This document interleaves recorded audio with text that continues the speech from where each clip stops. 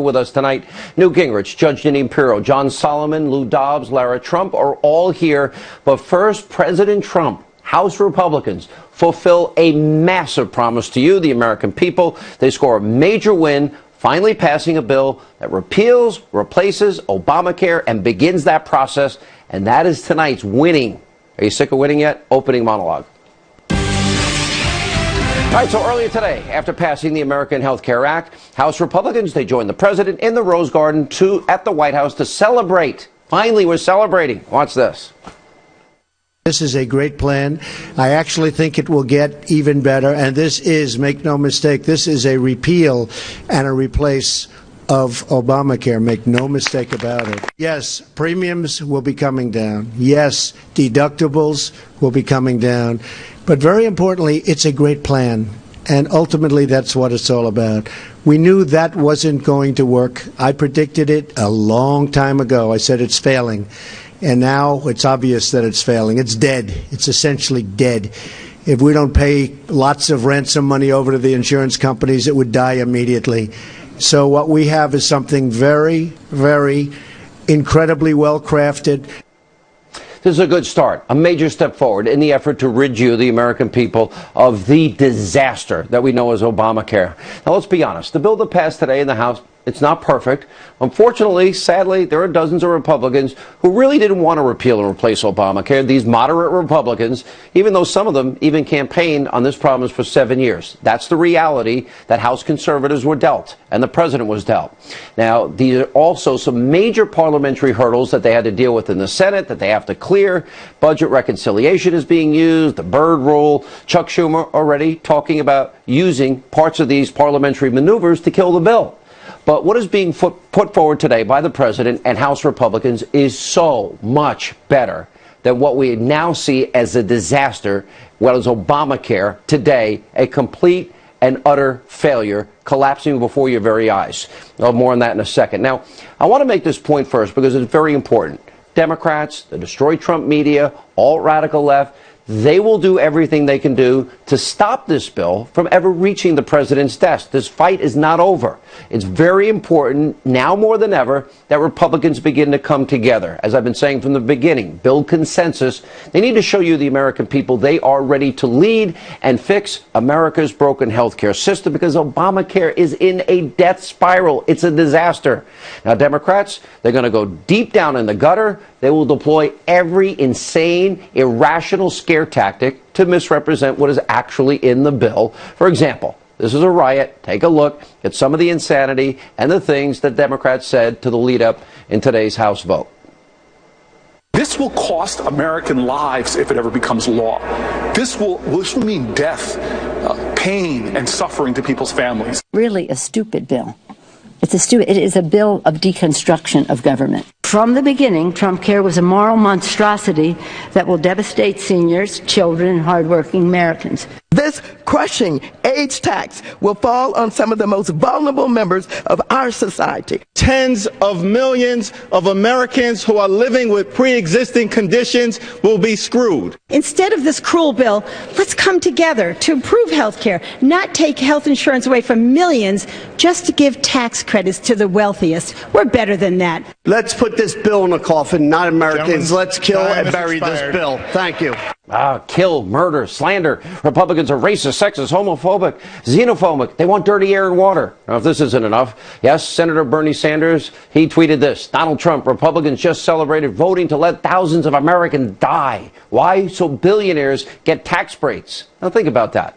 And earlier today, after Obamacare-loving Democrats suffered the stinging defeat, this was my favorite moment of the day. They took to the House floor and they taunted Republicans, and I actually enjoyed it. Watch this.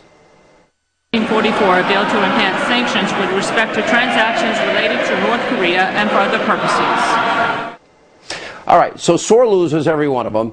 Basically, all those Democrats, they actually still believe the great lie, and it is a great lie. You keep your doctor, you keep your plan, and you'll save, on average, per family, $2,500 per year. Now, you can bet those type of tactics, this is only the beginning. I warn you, so Republicans, you need to show backbone. You better be ready to fight and defend yourselves, because if you don't, the American people sadly will continue to suffer under the crushing failure of Obamacare. Now, here's why it's so critically important that Republicans act and finish this. Now, take a look at the headlines just this week. NBC News, Aetna to exit Obamacare in Virginia, citing $200 million possible loss. Now look at this, USA Today, Iowa may be without individual health plans if insurer pulls out. And by the way, those are just a couple of the countless examples that Obamacare is in this death spiral. I think Mike Pence said today, the vice president, 94 out of 96 or 98 counties will have no options in Iowa next year. Now, here's why Obamacare's entire foundation was based on lies. Remember this, because this is important. Every time the president said this, you remember? It's probably etched in your memory. No matter how we reform health care, we will keep this promise to the American people. If you like your doctor, you will be able to keep your doctor, period. If you like your health care plan, you'll be able to keep your health care plan, period. If you like your doctor, you can keep your doctor. If you like your health care plan, you can keep your health care plan. There's no doubt that we must preserve what's best about our health care system, and that means allowing Americans who like their doctors and their health care plans to keep them. If you've got health insurance, you like your doctor, you like your plan, you can keep your doctor, you can keep your plan. Nobody is talking about taking that away from you. The great lie in political history, and by the way, all those Democrats, they all repeated that lie. Here's the reality. Millions of Americans lost their doctors. Millions lost their plans. No American family was saving $2,500 per family per year as the president promised you, the American people. Big surprise. The exact opposite happened. In fact, according to the Kaiser Family Foundation, since 2008, premiums for the average family skyrocketed 43%, increasing for the average family $5,400 since implemented. That doesn't even include this year. And this year alone, Obamacare premiums spiked by 25% on average. By the way, poor people that live in Arizona suffering a staggering increase, 116% this year alone.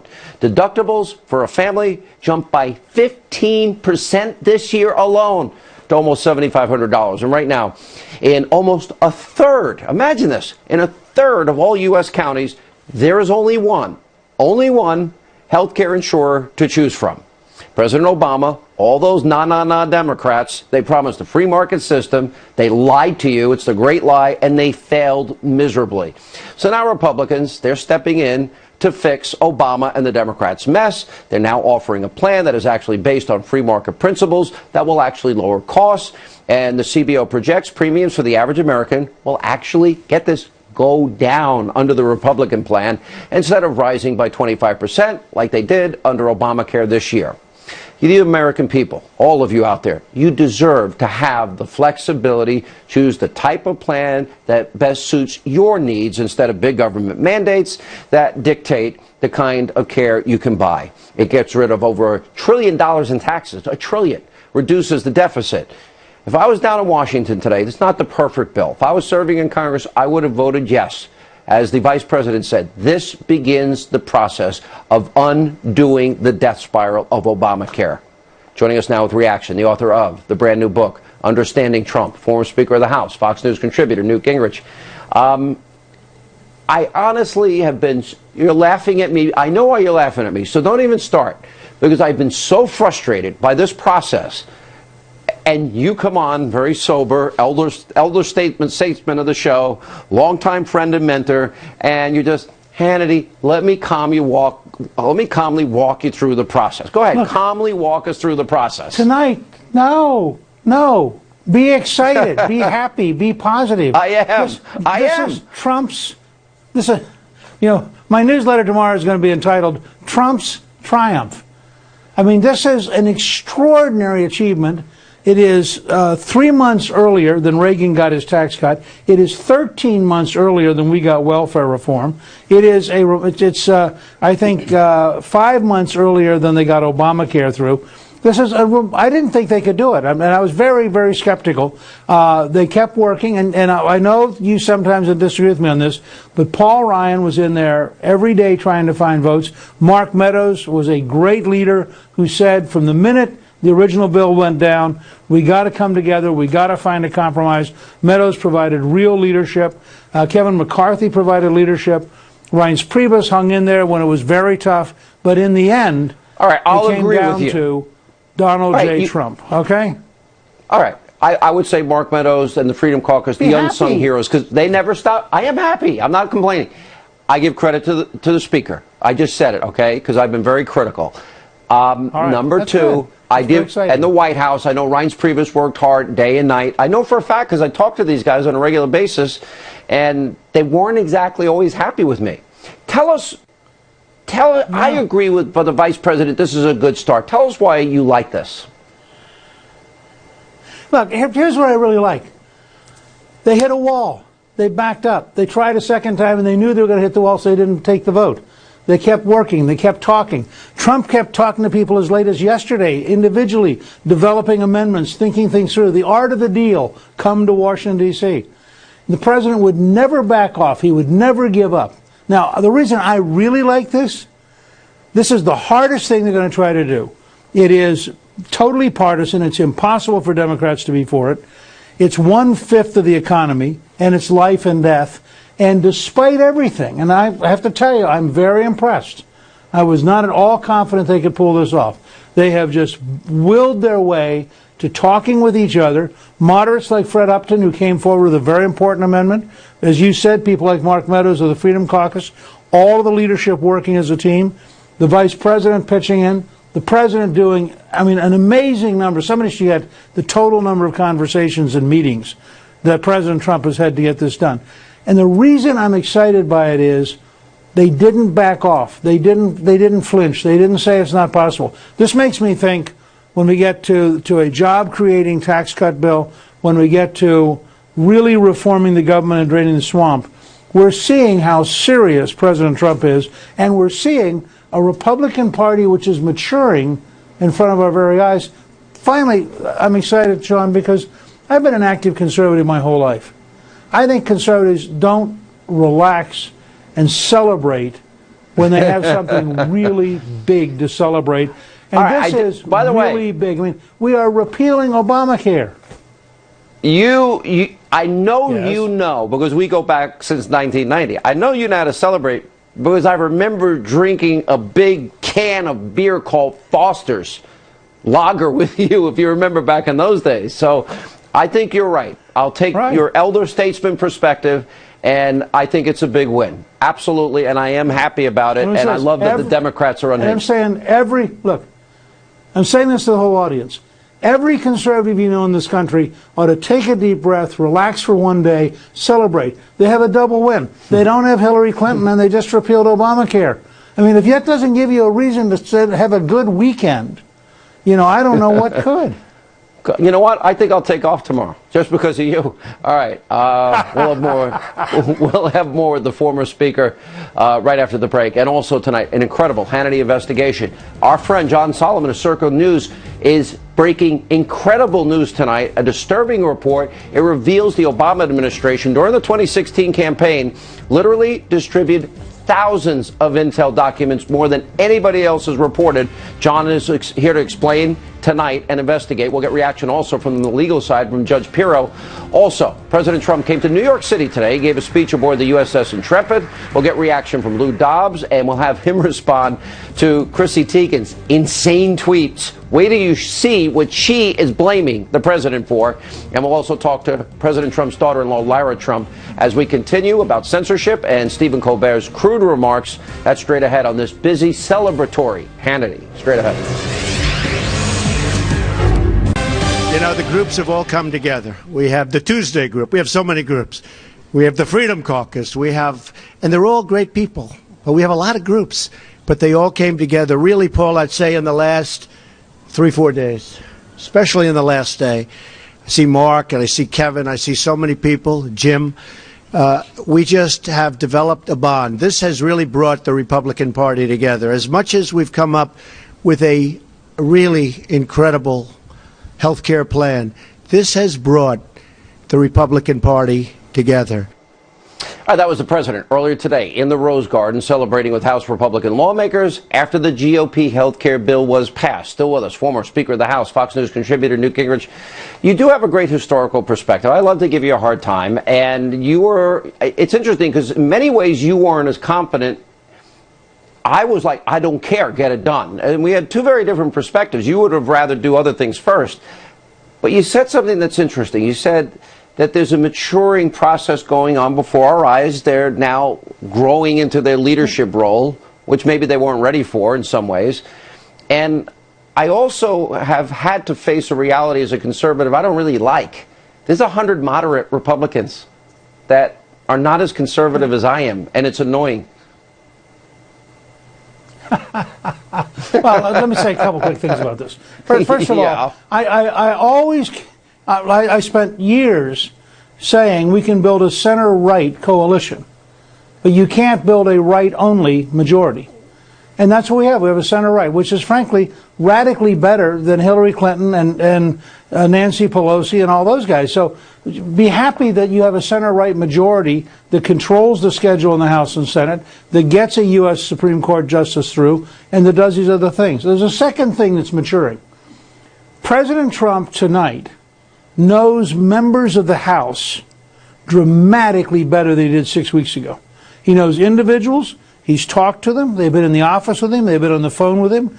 And the result is his mastery of the Congress is just beginning. As this goes down the road, he will do a better and better job, because that's his great strength. His ability to bring people together, to get them committed to a common vision, to work together to build something, whether it's Trump Tower or it's a legislative design. This is his greatest strength, is his personality and his interpersonal skills. And if you watched him today with all the folks who gathered around, he's comfortable. He's made the transition from being a New York real estate guy to being President of the United States in a way that's very powerful. And I suspect he now knows personally more members of the Congress than Barack Obama knew after 8 years. That is pretty profound. There was actually an interesting remark by McCarthy when he said, well, he called me yesterday with a list of names, and they all voted yes, and the people that they should be whipping. That was a pretty insightful comment, and I think you're right. And that should bode well for him, as they move forward with his tax bill and his economic plan. That's right. Now, I happened to be in one conversation yesterday where he and Reince were comparing notes, and you could tell that they had narrowed down sort of like indicators. If certain people came on board, that was it, we can do it. And they were right at that nexus late yesterday afternoon, and I was very impressed. And it was people the president had personally talked to. He personally worked with Fred Upton to get an amendment about preconditions that was extremely important. Preconditions are the number one concern of the American people, and they really don't want to be caught. Pre-existing condition. And so that had gotten worked out. The president personally worked on that. At the same time, and I know you and I don't always agree on this, I think Paul Ryan did his job. Remember, he is getting a budget through at the same time they're finishing negotiating on this, as they start to set up a job-creating tax cut, as they work on infrastructure. A lot of things coming down the road simultaneously. The only thing I want out of Paul Ryan going forward is more consensus building. Don't hide the bill. And I'm being honest here. And just a little more urgency. A little more New York in them. That's all I want. I think that's fair. Mr. Speaker. I cannot, look, my wife's a cheesehead. I cannot argue for more New York in a Wisconsin head. I'm sorry. That was too much. I can't face Calista and tell her you said that. Driving him, pushing him, faster, urgency. Let's move. All right, Mr. Speaker. Thank you. You're right. It's a big night. I'll buy you a Foster's when I see you next. We'll catch up on old times. When we come back, a Hannity investigation, an important one. John Solomon, CircuitNews.com, tonight reporting the Obama administration during the 2016 election distributed thousands of intel reports with unredacted names. In other words, unmasking. He's here to explain. We'll get legal analysis from Judge Jeanine Pirro, and later tonight, Hollywood snowflake Chrissy Teigen in a classic Twitter tirade, meltdown against the president. It will make you laugh, and Lou Dobbs will react. And the president's daughter-in-law, Lara Trump, weighs in on the Stephen Colbert controversy and CNN, NBC, CBS censorship. Straight ahead. Welcome back to Hannity. So our friend John Solomon with CircaNews.com just published a bombshell story. He's reporting that, quote, President Obama's team sought NSA intel on thousands of Americans during the 2016 election. Now, according to Solomon's sources, these NSA intel requests resulted in many American citizens being unmasked per the request of the Obama administration. He goes on, quote, among those whose names were unmasked in 2016 or early 2017 were campaign or transition associates of President Trump. Joining us now with more on this alarming new report from CircaNews.com, John Solomon, along with the host of Justice and the brand new show, You the Jury, on the Fox Network, Judge Denny Pirro. All right, John, let me start with you. This is your story. You've been all over it. Surveillance, unmasking, leaking intelligence, all of these things. We never seem to move the ball. We see all these crimes committed. In my opinion, Hillary Clinton, we just learned from this week, the FBI director Comey is admitting that she sent, classified emails to Anthony Weiner. Anthony Weiner, as far as I know, doesn't have a security clearance. Then, of course, we have her server scandal. Then, of course, we have the foundation scandal, the Clinton Foundation. Then, of course, we have the unmasking issue. Then we have Susan Rice saying, no, I'm not going to go and testify before the Senate Intel Subcommittee. How many people were unmasked here? Tell us how deep this is, and tell us what laws probably were broken. Yeah, great question. 35,000 Americans' names were run through the NSA database last year by the Obama administration to find if there were any intercept information. 35,000. And to put that in perspective, that's 300 to 400% more than were run through in 2013. So there's only a few possibilities. Either we have a whole lot more terrorists in the country, or somebody has a lot of explaining to do, that we're starting to look at people's dossiers and folders in the NSA who don't really pose national security threats. John, I want people to know. In other words, what we're suggesting here is such a dramatic increase that there's a very strong likelihood that the Obama administration at the highest levels used our national security agency and literally unmasked, surveilled the American people under the guise of national security, and there's no way it was possible. Yeah, listen, someone has to do some explaining. It apparently doesn't seem to be Susan Rice, who doesn't want to testify before the Hill, but I can tell you somebody has to answer for these numbers. And I talked to a bunch of members of Congress today. They're as concerned as other people that I've talked to today about the size of the numbers. They were unaware of how much more surveillance was going on and how much after the fact unmasking was going on. And we're starting to get some signs. We're digging in. When this all started, it was about Donald Trump and his associates. We're now hearing names of other critics of the Obama administration who may also have been unmasked, and our reporting is leading down that path now.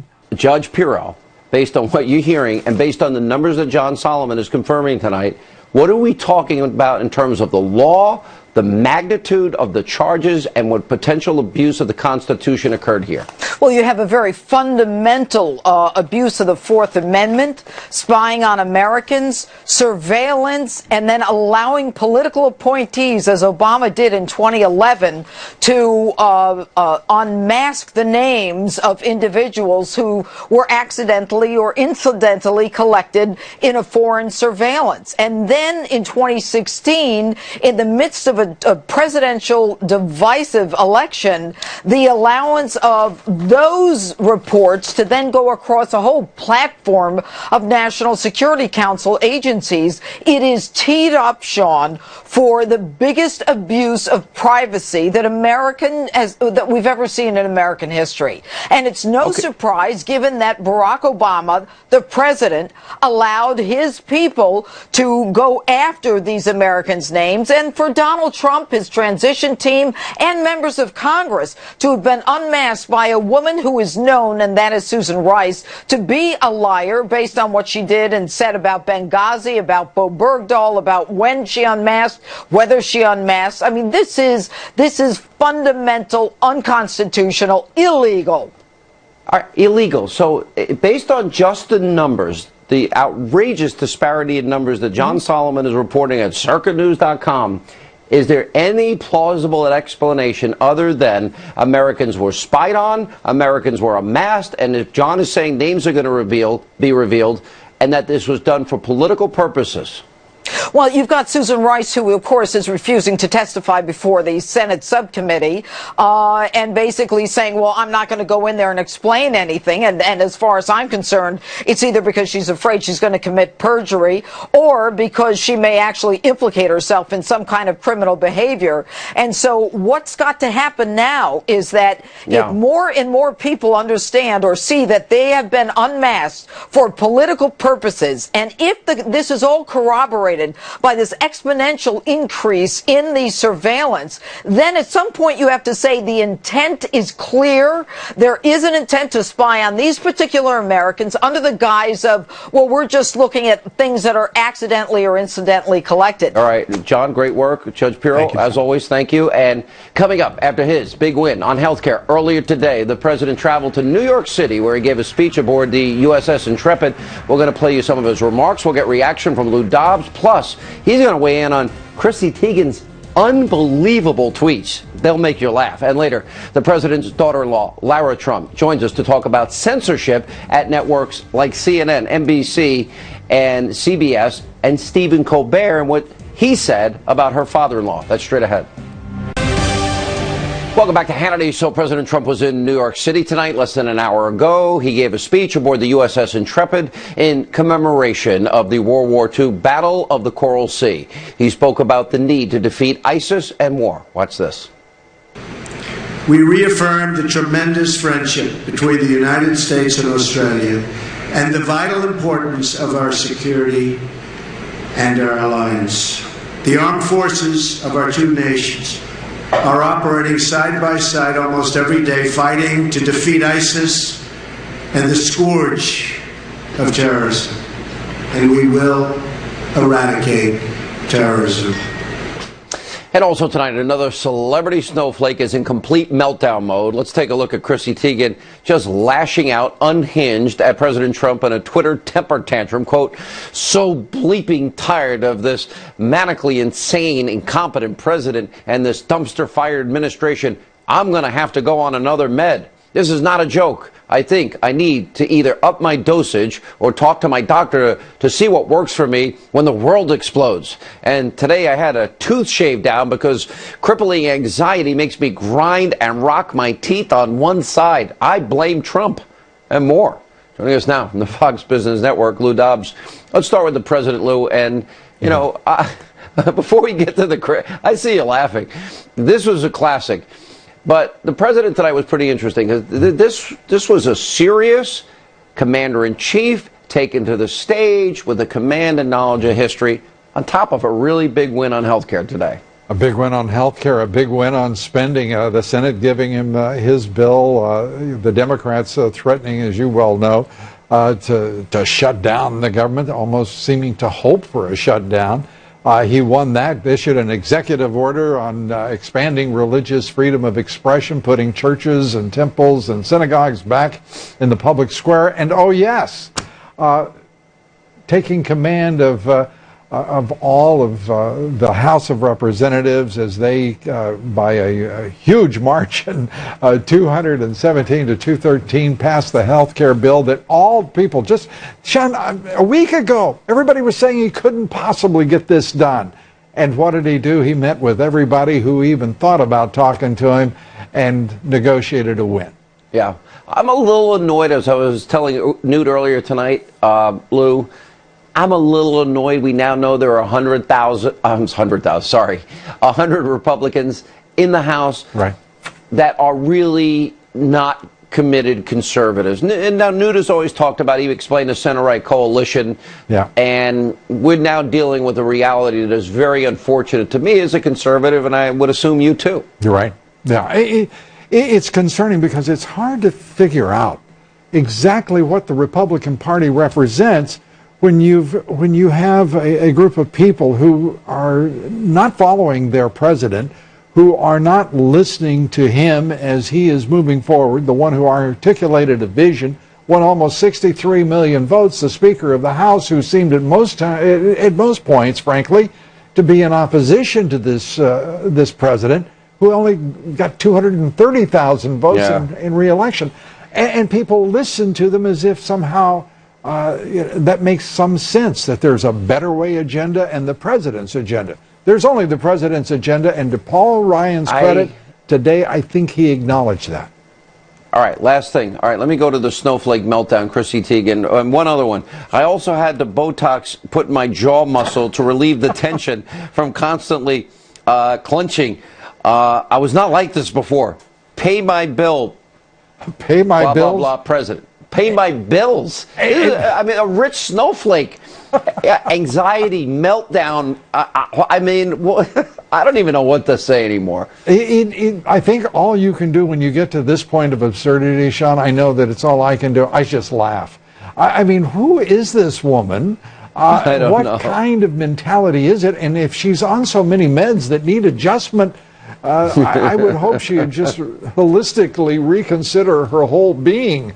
It's just, she's obviously in need of something, and perhaps something beyond medication. Well, I have a story. I'm going to be very nice tonight, Lou. You'll be proud of me. I met John Legend and her. Terrific. At a Super Bowl event. But there's a story that I'm going to keep to myself because I'm being very nice. I'm being very nice. All right, Lou Dobbs. Thank you, my friend. Great to be with you, Sean. Thank you. President Trump's daughter-in-law, Lara Trump, is here to talk about censorship, CNN, NBC, CBS, and she will react to Steve Colbert's vicious, vile rant, as that and more, as Hannity continues tonight. Stay with us. Welcome back to Hannity. So the alt-left, propaganda, destroy Trump media, they continue to try and take down the president. Now CNN is refusing to air a Trump campaign ad because it features a graphic with the words fake news. They're so offended. They can't handle it. Watch this. Donald Trump, sworn in as president 100 days ago. America has rarely seen such success. A respected Supreme Court justice confirmed. Companies investing in American jobs again. America becoming more energy independent. Regulations that kill American jobs eliminated. The biggest tax cut plan in history. You wouldn't know it from watching the news. America is winning, and President Trump is making America great again. I'm Donald Trump, and I approve this message. All right, so the RNC chairwoman put out a statement about CNN's decision saying, quote, the network's clearly biased decision to block President Trump's message to the American people is incredibly troubling. Freedom of speech is a hallmark of our nation's founding, and it is concerning that CNN, who I assume to be a strong supporter of the First Amendment, would stifle speech that they disagree with. Now, CNN should allow the ad to be aired and apologize for their attempt to block the president's message, she says. The RNC is also saying that NBC and maybe other networks, CBS, are also refusing to air this ad. ABC is now pending. Joining us with reaction, President Trump's daughter-in-law, Lara Trump, is with us, and she is also an advisor for the 2020 campaign. Lara, good to see you. How are you? Hey, Sean. Great to be with you. I'm great, and I love that ad. Isn't it nice? I like the ad. You know, the funny thing is whenever these networks carry the president, because they carry him because they like the ratings that he brings to their networks when he gives speeches, he gets to call them out and say fake news for free.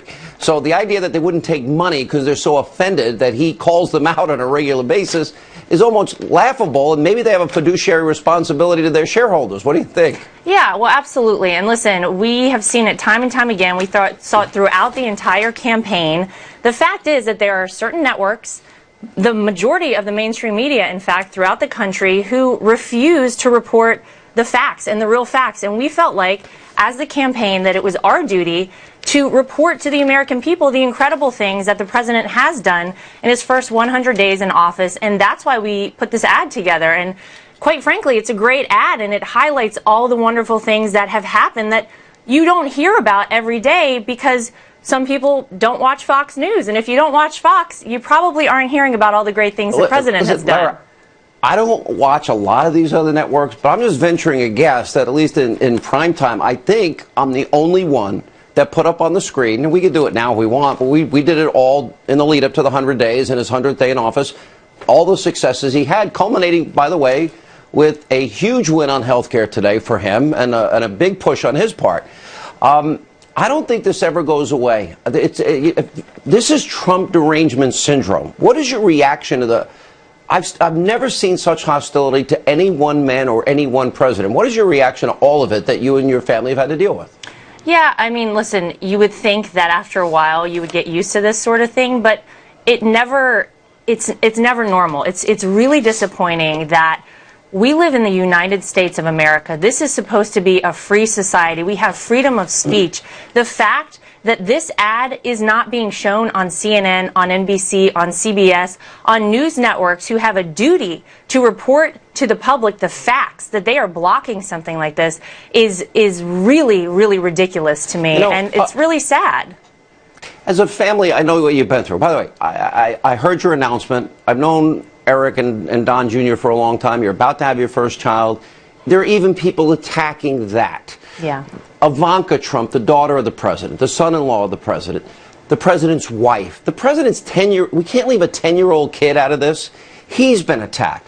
Everybody around him, Reince, Bannon, Kellyanne, poor Sean Spicer, everybody around the president, anyone that supports the president, even the media, is attacked. Let me go to how vicious it got, culminating this week in a vile, vicious rant on CBS News by Steve Colbert.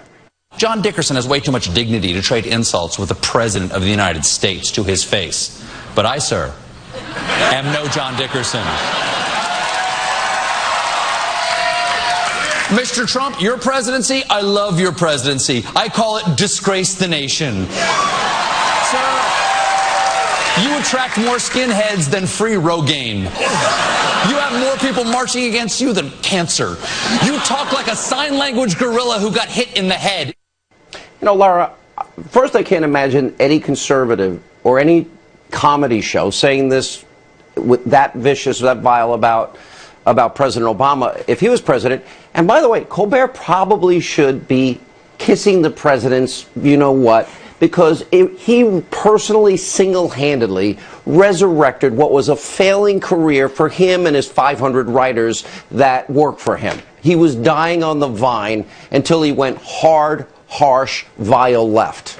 Yeah, I mean, you're exactly right. If this had happened to President Obama, I can't even imagine the outrage from people across the board.